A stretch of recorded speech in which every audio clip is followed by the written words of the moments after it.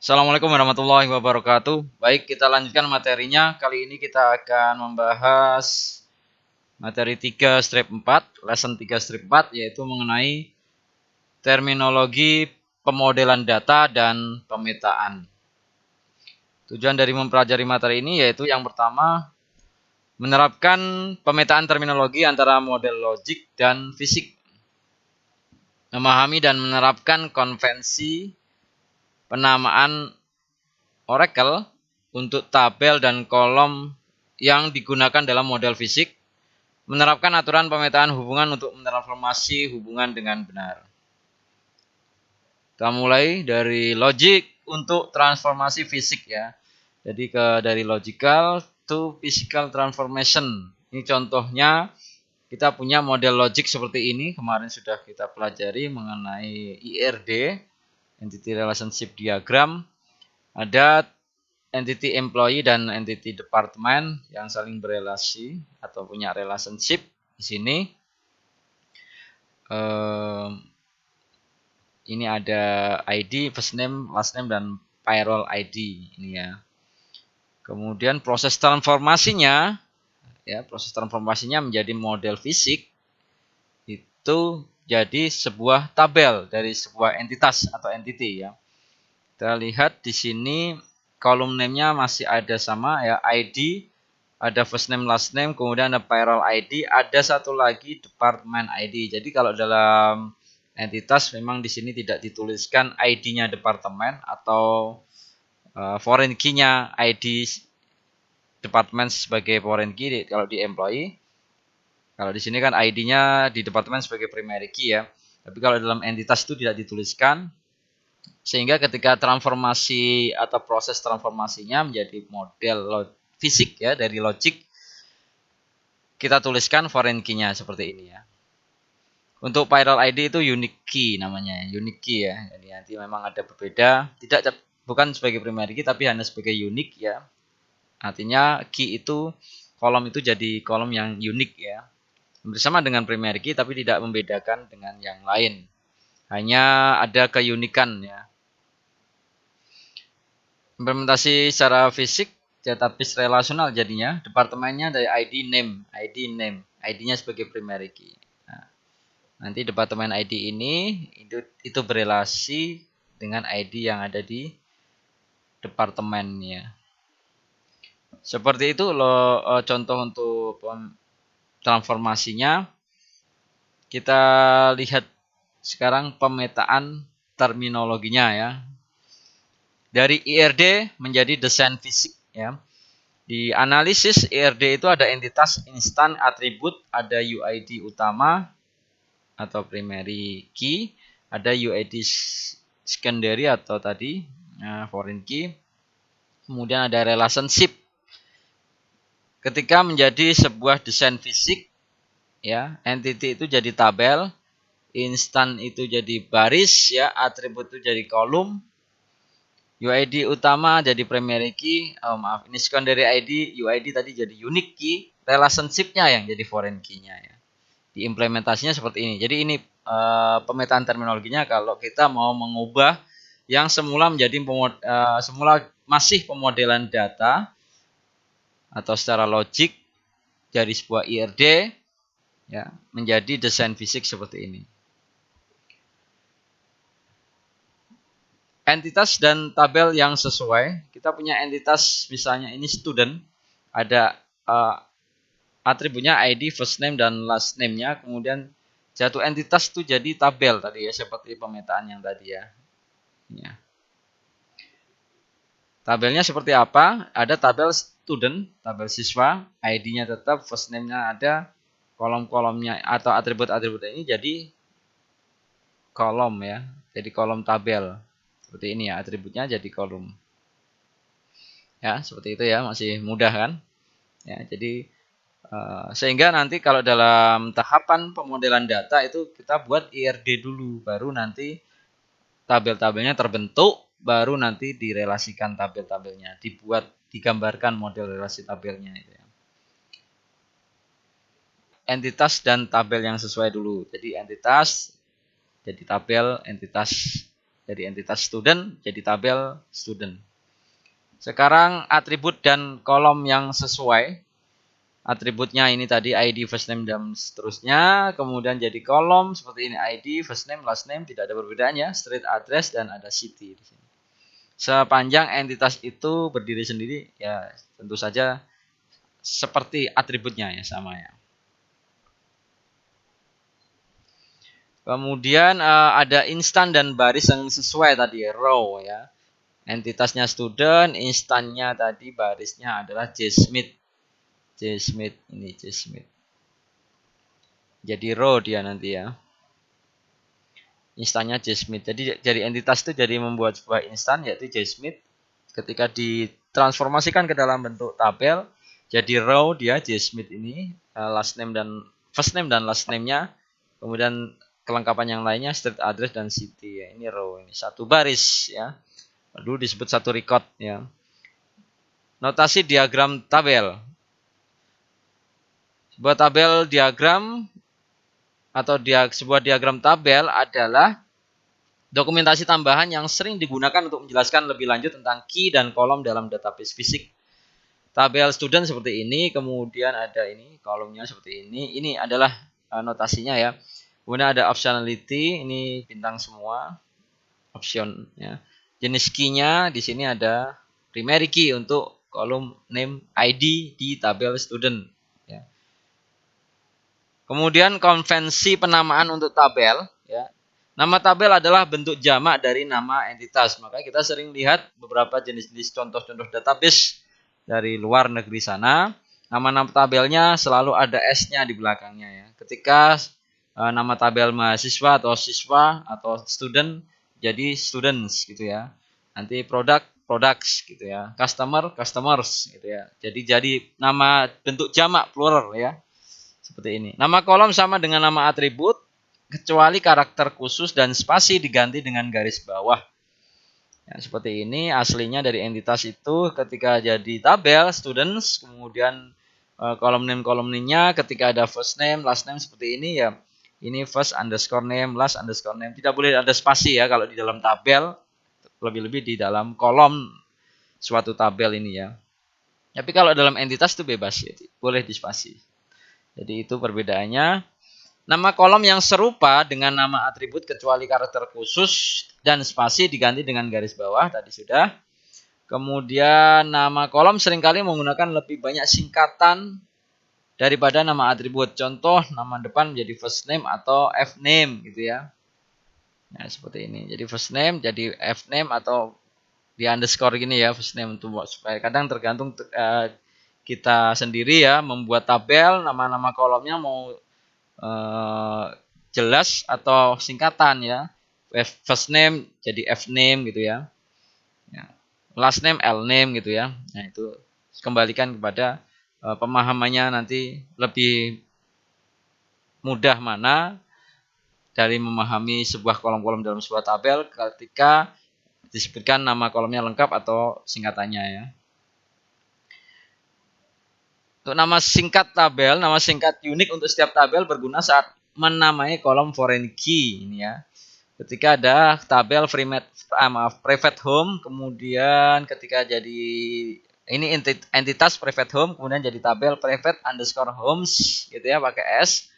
Nama singkatnya PHE gitu ya.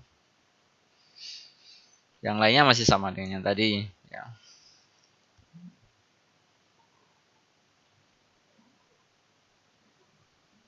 Ya, optionality itu harus diisi ya.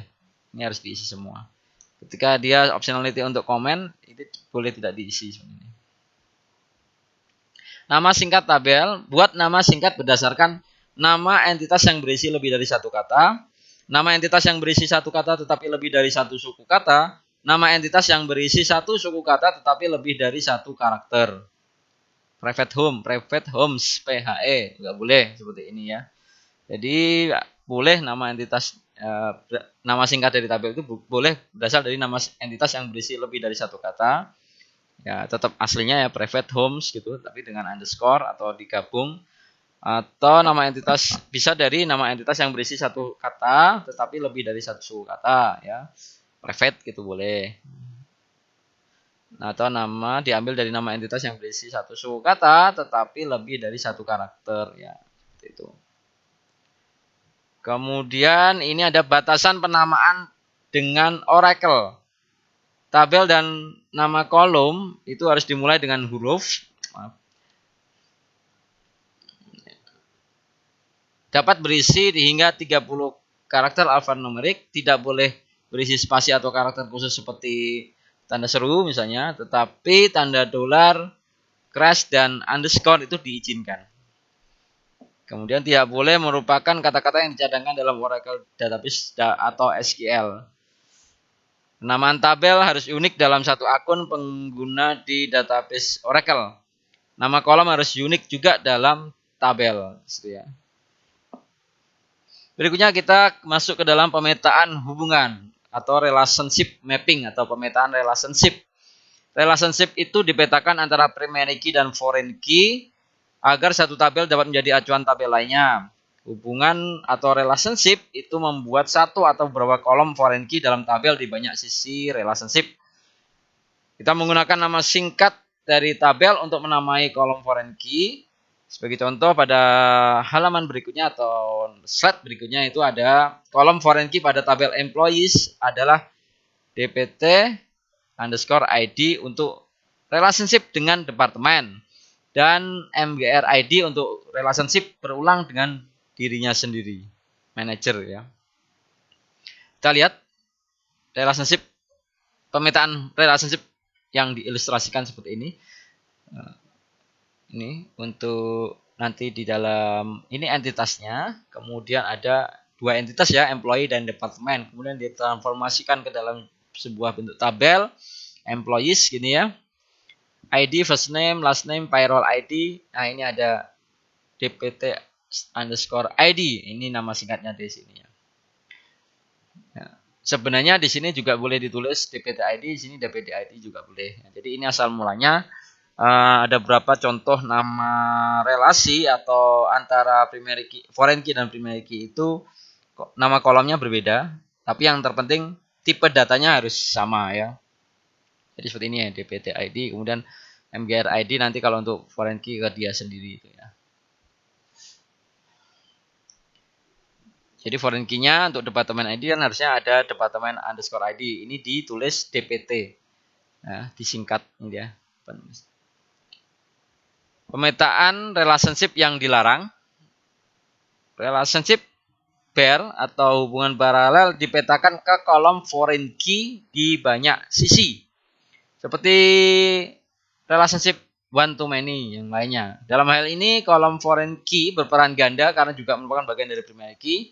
Dalam contoh ada bug number itu adalah kolom foreign key di account yang merujuk pada primary key bank atau bank ya. Ini juga merupakan bagian dari primary key accounts.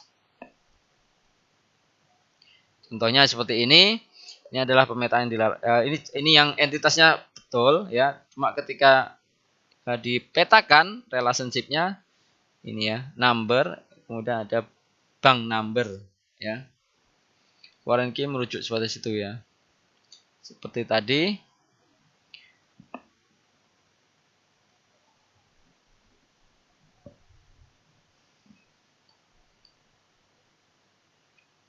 Ya, jadi di account itu, di saldo atau tabel account ini, primary key-nya itu adalah number dan bug NBR ya. Sehingga ketika dia dijadikan foreign key itu dilarang ya, relationship dilarang karena foreign key berperan ganda ya. Karena juga merupakan bagian dari primary key ya. Ini ada PK-nya di sini. Tidak boleh jadi kalau foreign key ya foreign key murni ya, tidak boleh. Dia bagian dari primary key kolom lain gitu ya.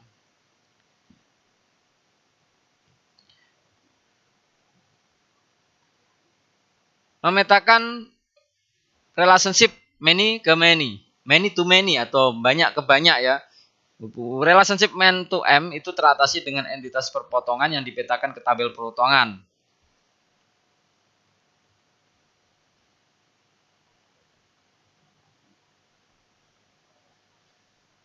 Kemudian tabel perpotongan ini berisi kolom foreign key yang mengacu pada tabel asal. Sebagai contoh, reviews itu berisi semua kombinasi yang ada di antara kritik dan movie. Kita lihat di sini ada review, tabel review, many to many ya. Nah, di sini many to many. Antara kritik dan movie,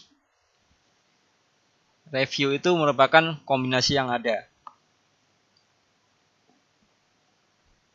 Kita lihat di tabel review, dia punya primary key 2 CTC ya, ID dan MVE ID ya. Ini kritik ID dan ini movie ID ya. Ya, foreign key berperan sebagai direlasikan dengan primary key yang ada di tabel masing-masing kritik dan movie. Kemudian dia sendiri CTC ID dan MV ID itu primary key juga. Many to many.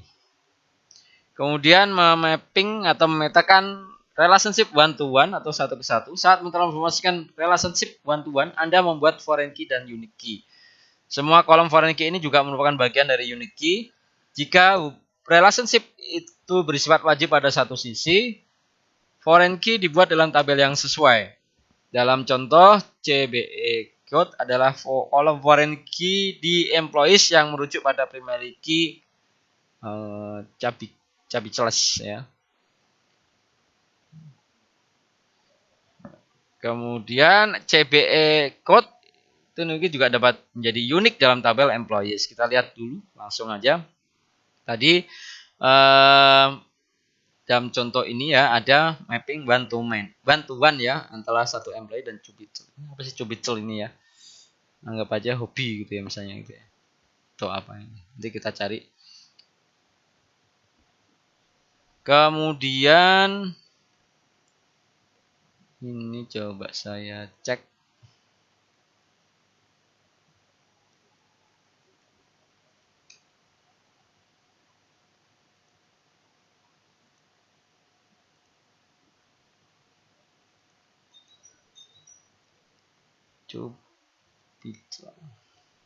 Bilik ya, ada bilik atau ruang kecil ya. Nah, jadi satu employee satu ruang kecil. Nah, ada sekat-sekatnya semacam itu ya. Satu employee dialokasikan ke ruang kecil itu atau ruangannya dia sendiri, bilik-bilik itu. Seperti kalau di kantor-kantor luar negeri itu ya. Kemudian satu bilik itu dialokasikan ke employee-nya ini ya. Ini seperti biasa ada ID first name, last name, kemudian ada CBE code ya atau cubicle code yang nanti akan sebagai foreign key dan berrelasi dengan primary key yang ada di tabel cubicle ini juga untuk kolom nama code ya, untuk nama kolom code. Kemudian kita lihat berikutnya memetakan aks atau busur ini ya kalau diartikan ya. Entitas yang memiliki aks atau busur itu akan dipetakan ke tabel yang berisi foreign key dari tabel pada akhir one, akhir dari relationship ya. Perhatikan bahwa meskipun relationship dalam aks itu bersifat wajib di banyak sisi, maka foreign key yang dihasilkan harus bersifat opsional karena salah satunya akan selalu kosong. Batasan pemeriksaan yang disimpan di database dapat dengan mudah melakukannya. Ini untuk memetakan karena busur ya, maka dinamakan mapping ars ini ya. Membership ini akan diselenggarakan oleh company dan akan dimiliki oleh customer juga ya, membership itu ya. Jadi busur semacam ini. Ditransformasikannya bagaimana? Membershipnya tetap, ID tanggal mulai, kemudian expired date-nya, ada termination-nya, penghentiannya, kemudian ada CPE ID atau company ID dan customer ID ini ya, yang nanti akan berrelasi.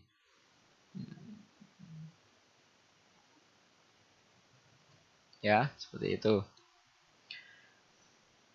Mapping atau memetakan supertype atau subtype. Supertype atau subtype ya merupakan entitas yang dapat dipetakan dalam beberapa cara. implementasi satu tabel. Satu tabel dibuat berapapun jumlah subtype-nya, digunakan ketika sebagian besar atribut dan hubungan dibagikan dan oleh karenanya pada tingkat supertype. Implementasi dua tabel juga bisa dilakukan untuk memetakan itu. Sebuah tabel dibuat untuk setiap subtype sehingga mungkin ada lebih dari dua tabel. Digunakan ketika subtype memiliki sedikit atribut dan hubungan atau relationship yang umum. Kita lihat satu persatu untuk implementasi satu tabel atau single table implementation. Tabel tunggal mendapatkan satu kolom untuk setiap atribut supertype beserta opsionalitas asli dari atribut tersebut. Tabel juga mendapatkan kolom untuk setiap atribut yang termasuk dalam subtype, tetapi semua kolom jadi opsional. Selain itu, kolom wajib harus dibuat untuk bertindak sebagai kolom diskriminator untuk membedakan antara beberapa subtype entitas yang berbeda. Kita lihat implementasi satu tabel seperti ini. Satu tabel, kemudian ada supertype-nya yang ini.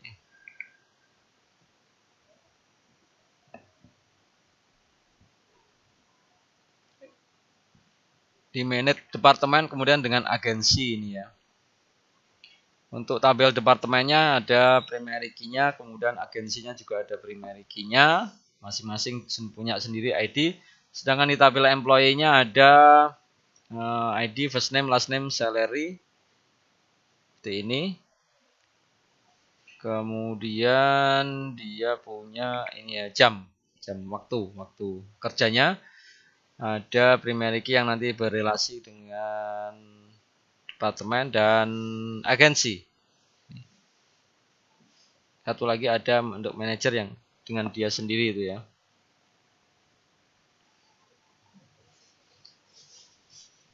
Ini untuk yang satu tabel. Kemudian untuk implementasi dua tabel, satu tabel per subtype. Itu levelnya yang pertama. Setiap tabel mendapatkan satu kolom untuk setiap atribut supertype beserta opsionalitas aslinya. Setiap tabel juga mendapatkan kolom untuk setiap atribut yang termasuk dalam subtype beserta opsionalitas aslinya. Ini implementasi dua tabel. Ada clothing, tabel clothing ini. Itu pakaian ya, yang diproduksi oleh manufaktur dan tailor. Ada penjahit juga ada diperbaiki nih ya. Ada cobbler ini ya. Ini dibedakan ya, clothing itu ada shirt, ada shoe ini ya. Ada shoes-nya ya. Kemudian ini dua tabel ini ya, dua tabel. Jadi ada shirt itu sendiri dia punya ID material ya. Jadi kalau yang ini yang jadi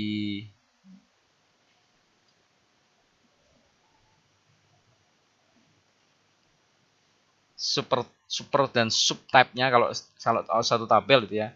Supernya itu kan yang employee-nya itu ya.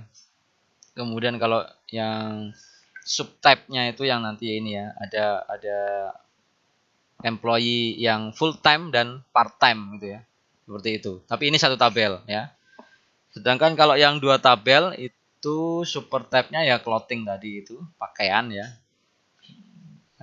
Sedangkan untuk yang subtype-nya itu shirts dan shoes ini ya, shirts dan shoes ini ya.